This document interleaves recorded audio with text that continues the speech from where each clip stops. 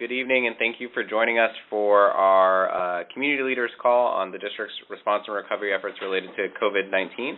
We're going to get started here shortly, and we have a few speakers that will be joining us this evening, and I know we have a lot of residents joining us on the line, so we want to give you all some time, give some time for our fellow residents to hop on. But as you're waiting, I want to remind you that for the most up-to-date information and resources, we do ask that you visit coronavirus.dc.gov. That is where we have all of our most up-to-date press releases, resource guides, as well as the daily PowerPoint materials that the mayor covers at each day's daily press briefing. So I want to call attention to, again, that website is coronavirus.dc.gov. We'll get started here just shortly. Thank you so much for joining us.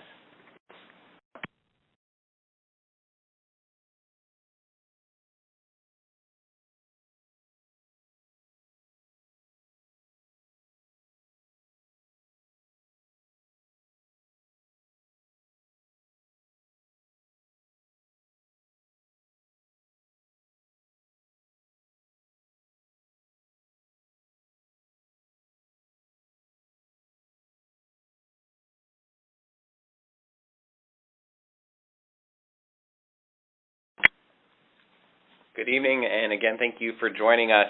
We have a lot of residents still hopping on, so we're just going to give it a minute to let our fellow residents join us, and we'll get the call started here shortly.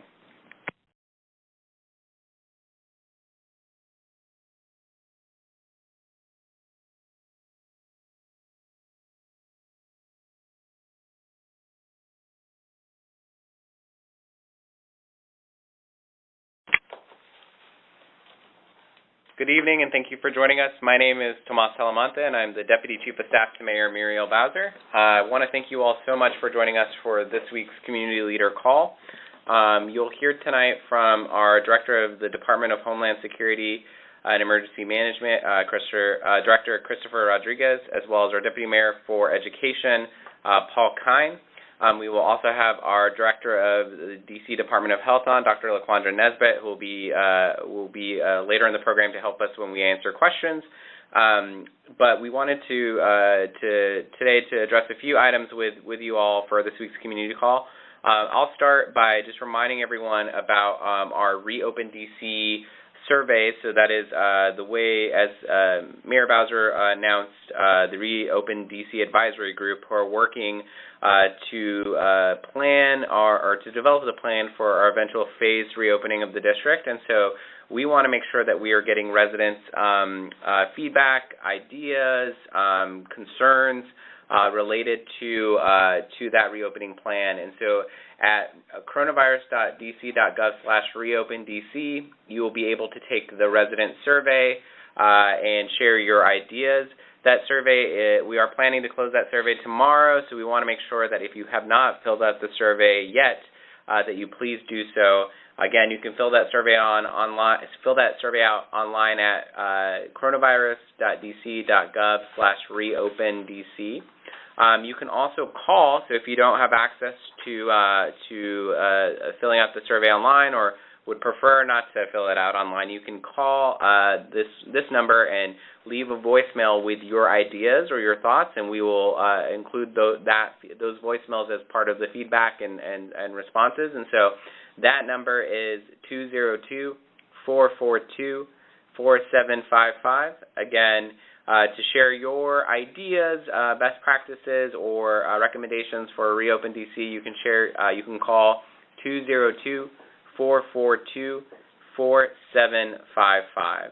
The surveys and that number are available again at coronavirus.dc.gov/reopendc. We do have the surveys translated as well in Amharic, Chinese, Spanish, French, Korean, and Vietnamese. So please help us spread the word. We want to make sure that residents are engaging and sharing your ideas with us related to the survey. So now we will go to Director Christopher Rodriguez from HCMA to kick off our call. Director? Thank you, Tomas. Good evening, everyone. My name is Chris Rodriguez. I'm the Director of the D.C. Homeland Security and Emergency Management Agency. Just wanted to let everyone know that today marks the beginning of National Nurses Week. And as many of you know, we have over 30,000 nurses here in the District of Columbia, and we need to be thanking each of them for their service and sacrifice during these unprecedented times and what we're facing as a community in response to COVID-19. At her morning briefing today, Mayor Bowser announced 139 new positive cases of COVID-19 in the district, which brings our total confirmed cases to 5,461. And sadly, we also have now lost 277 of our fellow neighbors and residents to this virus. This morning, Mayor Bowser released, and will continue to release this daily, a map that shows confirmed cases by neighborhood here in the district. We are sharing this information to help you and residents better understand how this virus is affecting different parts of our community. Now, we need people in every neighborhood to continue doing their part, of course, to save lives and stop the spread of COVID-19 throughout our community. And in doing that, we ask that all of you spread the message to stay home, and to stay home except for essential activities. And if you do leave your home for essential work, travel, or exercise, please wear a mask or a face covering. If you feel sick, call your medical provider or call the district's free testing hotline at 1-855-363-0333. That's 1-855-363-0333.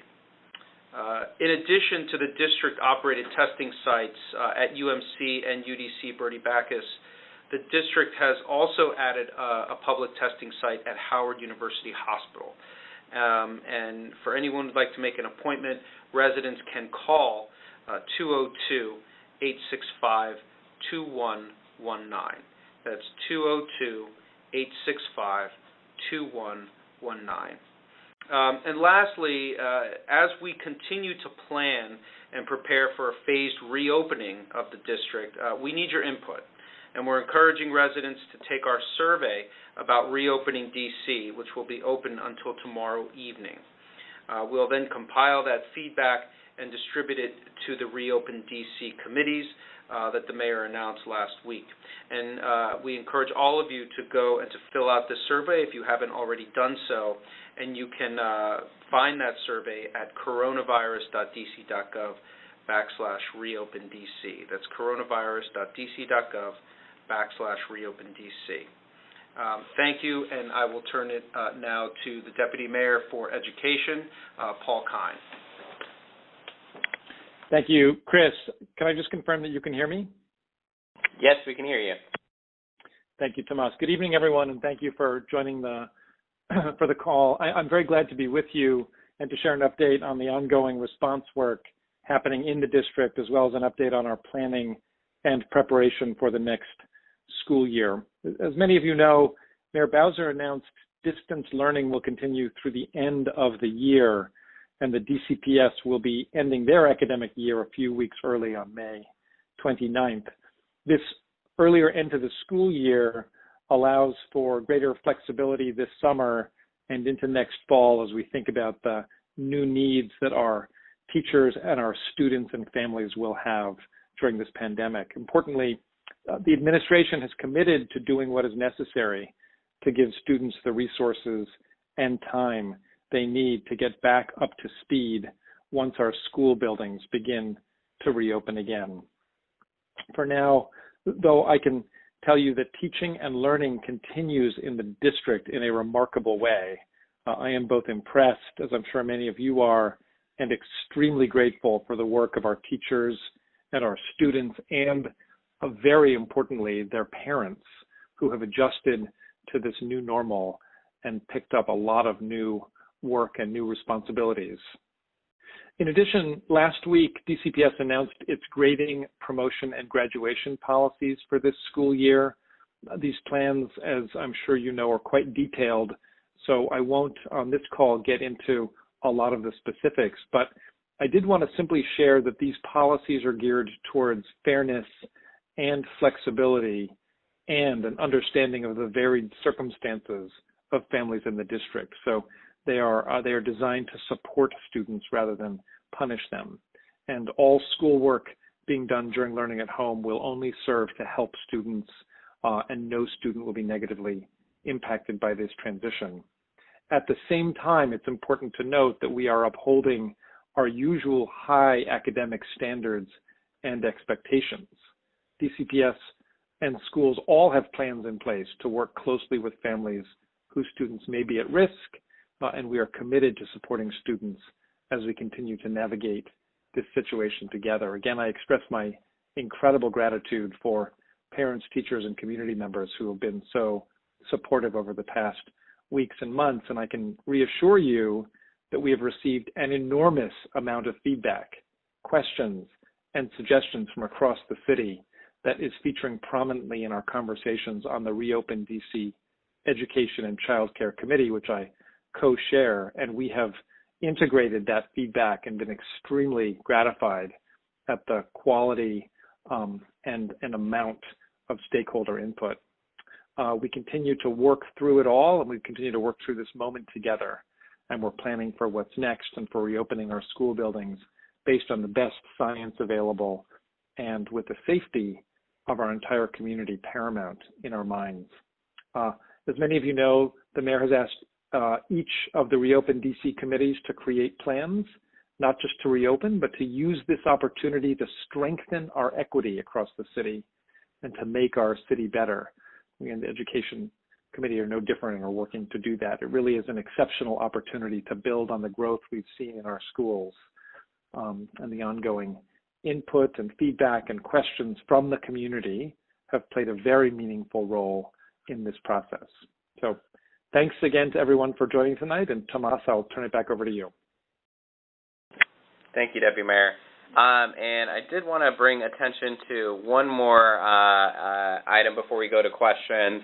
I want to remind everyone, if you have a question, you can press 0 now to be entered into our question queue, and we'll begin to take some questions. But, you know, as we appreciate residents across the district staying home to do their part to flatten the curve, we've been working on different activities to help make the time at home, you know, give additional activities while you're at home. And so we've been hosting a Fit DC series every Monday through Friday, 9 a.m. for a senior-focused workout activity and 3 p.m. for a family-focused activity on Channel 16, as well as the mayor's social media platforms. Last Wednesday, we started a new partnership with DC United, where players from DC United are showing us and their families some fun workouts, and so those DC United Fit DC at home workouts are being broadcast every weekday at 3 p.m. again on Channel 16 and on the mayor's social media platforms. So hope you and your family will join us for some of those fun activities at home to keep active and to keep fit. So again, if you can press 0, we'll go to questions now. I know the Deputy Mayor and Director Rodriguez will be stay on to help with answering some of your questions. One question coming from one of our online viewers, texted in from one of our callers is related to the contract trace force. More information for that.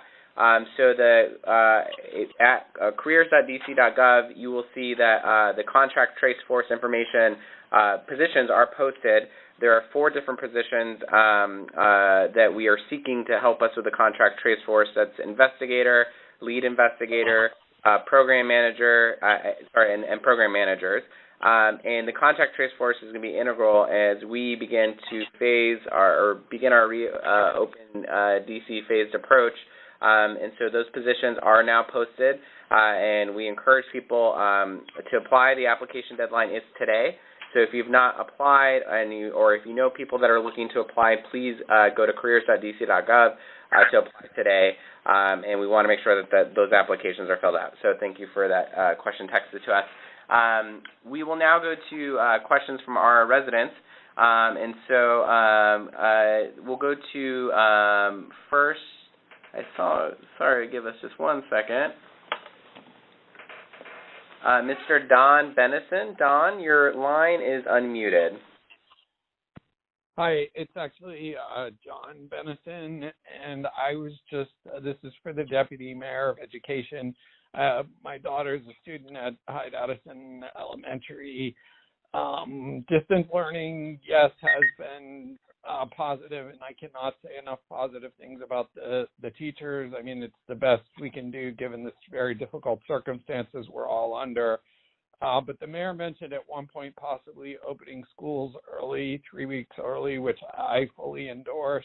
And I was just wondering if there's any more clarity around that possibility and what kind of support is needed from parents if, for example, the teachers union opposes coming back early, because I think we need to really get safely, but we need to get the kids back in the classroom as soon as possible. John, thank you very much for the question.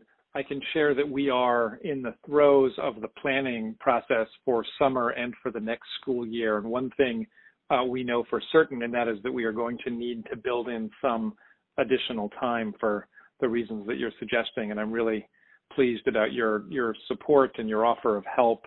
I will also share that the Washington Teachers Union has actually been a very collaborative partner with DCPS as we've been considering both the early close to classes, but also as we think about what we're going to be doing over the summer and into the next school year. So we've been working with the union on this.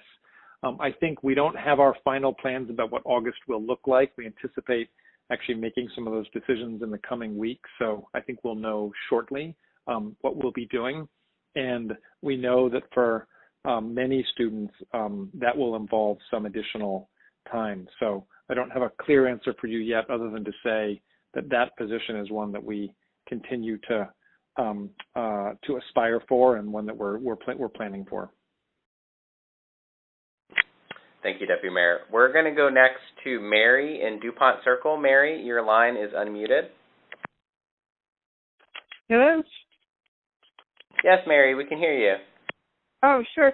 As I said to you earlier before I went live, I'm very concerned about the delay in delivery of health services to people whose conditions may technically not be classified as urgent or emergent, and yet who will likely suffer very serious health consequences the longer their care is delayed.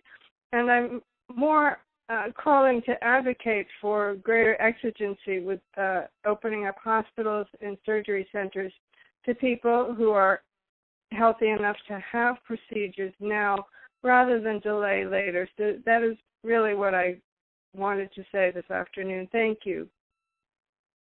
We can. I know Dr. Nesbitt is on the line with us. Dr. Nesbitt? Hi, thank you so much, and thank you for the question. We've been working very closely with all of our hospital partners to make sure that they are prepared for the medical surge that we expect to experience in the next couple of weeks, given that we have not yet experienced the peak in new cases that we are experiencing.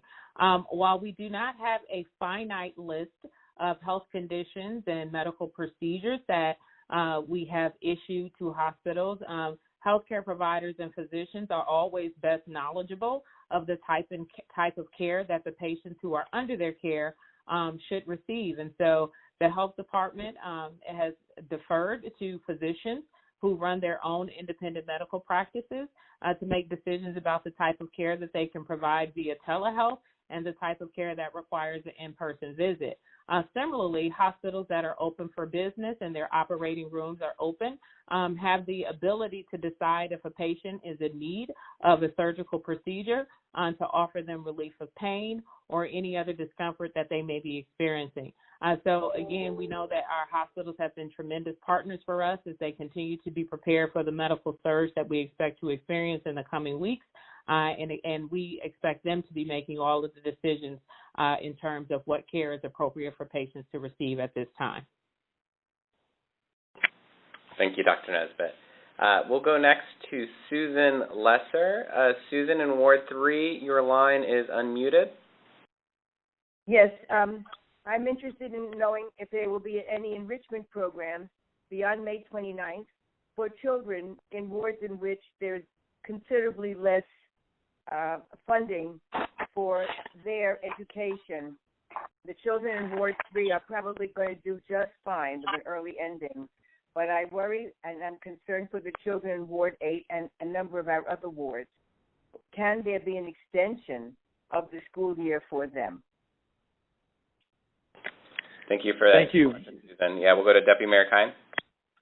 Yeah, thank you for the very important question. It's one thing that is on all of our minds, which is how can we ensure that this current circumstance does not unduly affect the education of some of our students across the city who are most at risk of falling behind, but also in general how we can ensure we're providing the recovery work that is so critical. And the few ways in which we're currently working on planning to do that include how we're approaching summer school through DCPS and the public charter schools. Again, we're looking at what we might do over the course of next year to provide additional time for students. And that, of course, can look a number of different ways, including the overall year schedule, the way we focus on the day's work, and also even in some instances, what happens on Saturdays. And so there is a lot of attention being paid to that. I'll add also that there are some additional city resources that we're looking into bringing to bear on this specific problem, and those include things like our summer programming across a number of our other agencies, some of which we think could incorporate some of the academic recovery work that may be important for our students' success. We acknowledge wholeheartedly that it is important for children to engage in lots of other wholesome health and wellness and recreational activities, and so we're trying to strike the balance here between their needs over the summer and into the next school year with providing the other kinds of support that they will need to be successful. So thank you for the question, and it is top of our mind. Thank you, Deputy Mayor. We'll next go to Kendra Hill in Ward 4. Kendra, your line is unmuted. Hello? Yep, we can hear you. Yes, hi. My question was that there is an influx of the virus in the Columbia Heights area for the COVID-19, and there is not a lot of, enforcement for the social distancing going on in that area. So I just wanted to know, were there going to be any preventative measures, or is there anything else that is going to be done about that area? Thank you, Kendra. We'll go to Dr. Nesbitt to address your question.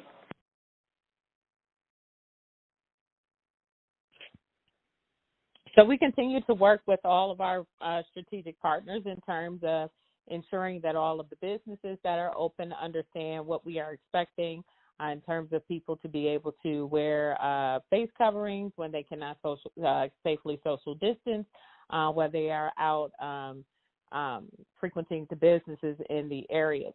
One of the things that we are focused on is ensuring that individuals who have been diagnosed understand what they should be doing in their households to decrease risk for transmission.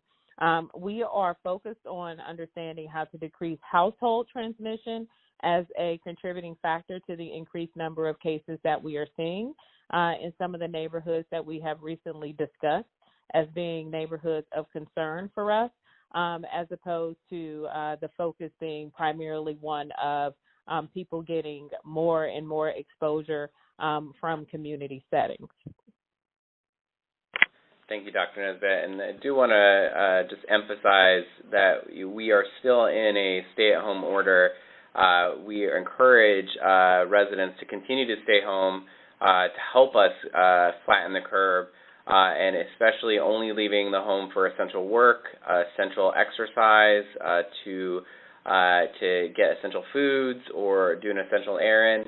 But when out, adhering to social distancing and all of the guidance there. So, the way that we help flatten the curve is by continuing to stay home, but all of us doing our part to, if we do have to leave, to ensure that we are adhering to the social distancing recommendations from the D.C. Department of Health, and helping us to flatten that. So we appreciate the question. We'll go next to, again, if you have a question, please press 0, and we can continue to answer your questions. And we'll go next to Nicole in Ward 1. Nicole, your line is unmuted. Hi, so my question is, next year, is it optional for the distance learning, or are y'all considering making it optional for the distance learning to continue as a parental right for the parents that are scared to send our kids back if the school does reopen? Thank you very much for that question. That has been a very, very big topic of discussion amongst the Education and Child Care Committee that I am co-chairing on behalf of the mayor as part of the Reopen DC Task Force. And I think a couple of things have become clear through those discussions with parent stakeholders and teachers and others, and that is that it feels like at a very minimum, schools are going to have to be in a position where they are capable of continuing to provide ongoing remote or virtual instruction, because we don't actually fully know what the health circumstances are going to be in the city. And so that is going to be critical that they all can do it. And secondly, it seems very clear, given the guidance that we're currently getting from the Department of Health experts on what the social distancing will need to look like in schools, that many schools will actually not be able to fit all of their students. If you've got to have 6 feet of distance between students and you have a limit on the number of people that can actually be in a group, in a room, then it's likely that this will mean for some schools or many schools that all of the students cannot fit. So this means that there will need to be some planning and decisions made around which students will be virtual at what times, along with, as I said, the posture that schools will have to be able to continue providing virtual as an opportunity. So I don't have a clear answer for what that will look like. I can share with you that we value and honor across the district and always have the ability of parents to choose their educational options for their families. And so we're taking that seriously, along with this core belief that schools will end up with some kind of blended model because of the social distancing requirements. Thank you, Deputy Mayor. We're next going to go to Shiva in Ward 2. Shiva, your line is unmuted. Hi, my question is regarding contact tracing, especially once the city starts to reopen, more people start to mingle. And how would you actually enforce isolation of, suspected cases? Would it be voluntary, or would there be some sort of monitoring program or anything like that? Thanks. Thank you. We'll go to Dr. Nesbitt for that question. Yeah, so the district has in plans and under development a very robust contact tracing initiative. As I think you heard earlier today, and I can elaborate, that we are in the process of onboarding an additional 135 contact tracers to bring our total to 200, and we'll eventually expand our operations to 900 individuals. It actually is a very much more robust initiative than we've probably talked about publicly to date, but it includes case identification, case investigation, contact tracing, and then isolating and quarantining individuals, including providing them with the social support and human services support that they need to be able to isolate and quarantine safely to decrease the rate of transmission in the community. We do have the authority as the public health authority in the District of Columbia to issue orders for individuals to isolate and quarantine, but we have found that many individuals do it voluntarily. We want to increase the likelihood that people are isolating and quarantining appropriately, meaning that even if they are remaining home during their isolation and quarantine period, that they are isolating within the home and away from other individuals. Part of our contact tracing, isolation, and quarantine process does and will include in the future technology solutions that will help enable our ability to be in contact with people on a daily basis to allow them to give us updates on their status and how they are safely and appropriately isolating and quarantining, and allow us to give them a timely release from isolation and quarantine. Thank you, Dr. Nesbitt. We have time for just one more question. We're going to go to Mr. Mitchell in Ward 8. Mr. Mitchell, your line is unmuted. Yes, my name is Colton Mitchell. I'm one of the leaders for Local 225 Unite here. And I have a question. I work in the hotel industry. It's managed by Marriott International. And my question was, when you will be expecting for those, it's a big property, it's like 657 rooms, and I know with social distance that has to be in place, that it's going to start off at a very, very slow pace. And the other question that I have is that when we do return, will everyone pretty much be required to get tested before they return to work, so that we will have an actual idea of if the person is affected or if it's not affected? I know Marriott is rolling out some of their cleaning techniques and so forth. I have already seen that that's going around and going to be around the globe. It'll probably take a while before they get to each of their properties. And I know this is going to have to take a slow processing as well. And like I said, I know social distance is going to play a role in for quite some time. Thank you, Mr. Mitchell. I can start with your first question, and then I'll see if Dr. Nesbitt has anything additional to add. Yes, with hotels, sort of these larger scale venues, which we know were some of the first activities or venues that experience closures at the beginning of the public health pandemic and emergency. We have, as part of the Reopen DC advisory group, there is a committee. There are several committees looking at the different industries, from hotels, restaurants, hotels and larger scale like arts, culture, sports, entertainment, to education and childcare, like Deputy Mayor Kine discussed, to human services, social services, etc. So we have a really phenomenal advisory group led by Ambassador Susan Rice and Secretary Chertoff, who are working with the different committees to look at every sector and what is the best way to do a phased reopening of those approaches. And so there's more information for each committee available at coronavirus.dc.gov/reopendc, and who are on those committees. One way to help us think about that as they're formulating is to complete the survey. So I do want to reiterate that, Mr. Mitchell, if you haven't already, we hope that you'll go online to fill out the survey, the Reopen DC survey, which is at coronavirus.dc.gov, to make sure that we are getting your feedback on what you think the best approach is, or best practices, or concerns you may have. And again, that survey is online, as well as the phone number if you want to leave a voice response. But all of the work is going to be dictated by the science and by our public health leaders. And so Dr. Nesbitt and her team,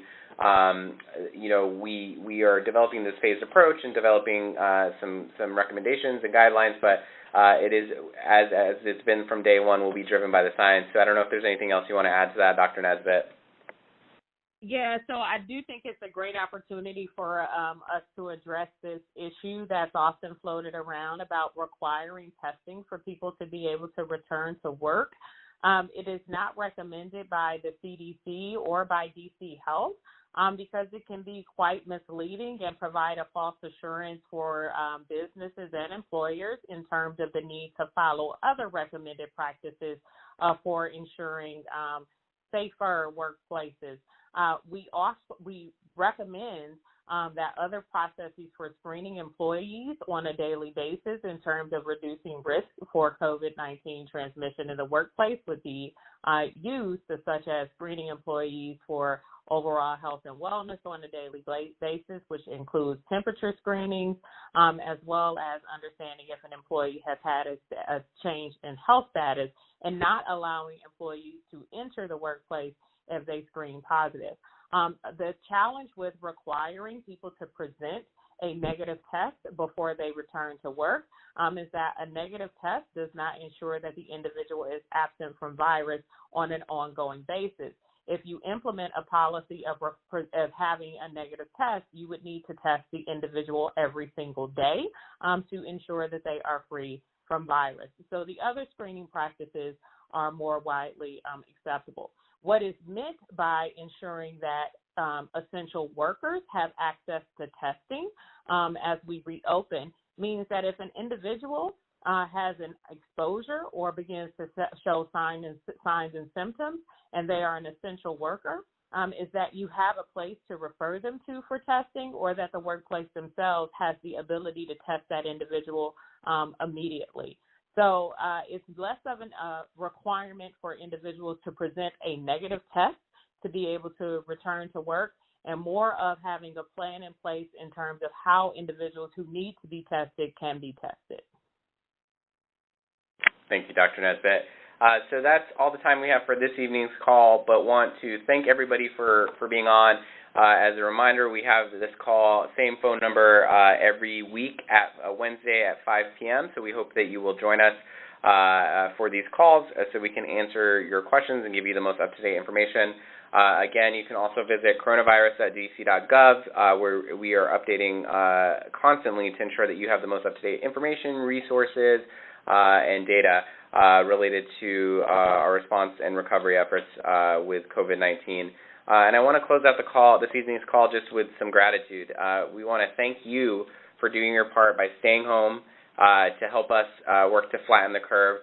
I want to thank all of our essential workers and frontline workers, as Director Rodriguez started us out by highlighting that it is National Nurses Week, and so we want to thank our healthcare workers, our nurses, and all of our public health staff that are doing their part to help us combat COVID-19 and to save lives. So we just want to thank you, extend our greatest thanks, and then to all of our grocery workers, all of our first responders, just a big thank you.